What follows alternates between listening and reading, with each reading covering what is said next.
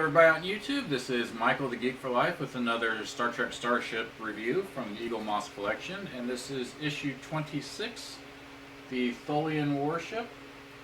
And this is the 2150s one, so that puts it into the Enterprise TV series and not the original series. So I just want to clear that up, make sure everybody knows this is not the one from the original series.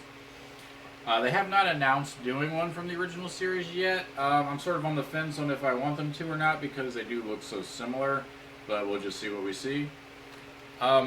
Be very careful with this. It actually does, it barely holds in here at all.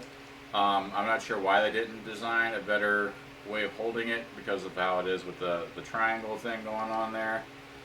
They really just didn't at all.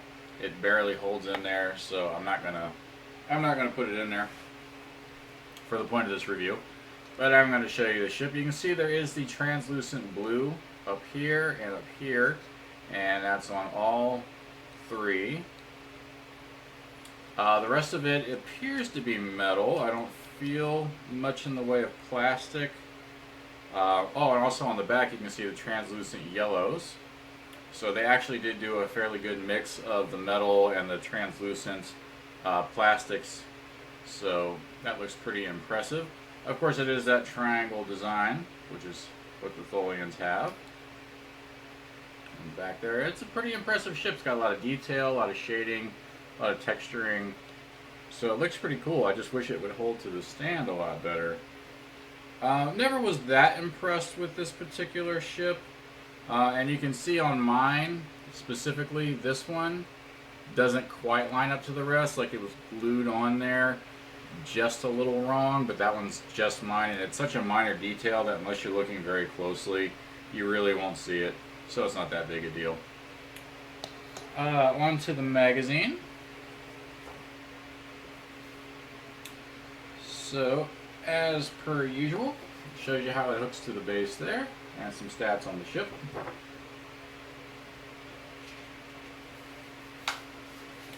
Nice little beauty shot of it there.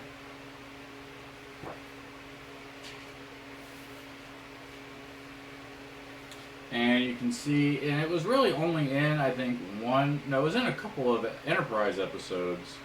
The one, of course, about the Defiant from the original series coming over to their universe. It was in the Mirror Universe. And there was the one about the Time Ship in Season 2. But they showed up in that one too. So it actually had a couple of appearances. Front, back, and side.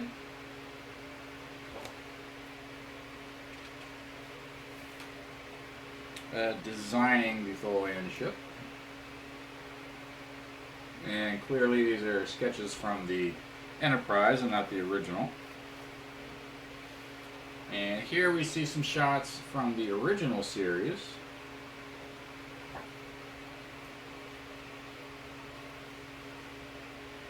And reimagining the Tholians. They were definitely a more unique species from the original series, so it made sense to really do them in CGI.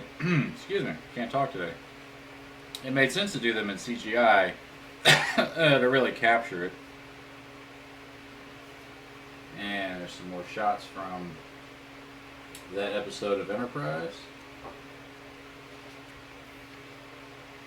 And on-screen appearances. And as you can see, next is the Enterprise era Romulan bird of prey. And a nice little shot of it there. So what do I think of the model? Definitely one of the lesser ships from the Star Trek universe. You never really saw that much of it. It was never super impressive when it was on screen. There really wasn't that much about it that really drew people in. So, I mean, it wasn't one of those models that I got excited about when I heard it was coming out. I was like, okay, I mean, I guess we need to have this really for the Star Trek ships. But it just wasn't one that really excited me too much. That being said, the job they did on it was pretty good for the model itself. I do not know why they couldn't design a better stand for it. I just don't get it. I mean, it just falls off here. Even when you do get it on there, it doesn't quite sit right. So, I mean, it's really just like, you know, they could have done something like there it is, but it's sort of barely holding in there. So, I'm only going to give this a 3 out of 5. It's just sort of an average model. Honestly, no, I'm going to up that. I'm going to give it a 4 out of 5. Because the only problem I have with it is the support stand where it connects. So I'm still going to give it a 4 out of 5. If you watch my reviews for the Nebula class and the USS Reliant, I sort of go into detail there about how I feel about when they don't really connect to the bases that well. It makes it very difficult when you go to move or to dust around them or anything like that, because they become so sensitive to just falling off the stand. And of course, they can go crashing to the floor and they can break, and then you've got to pay another $20-25 to get another one.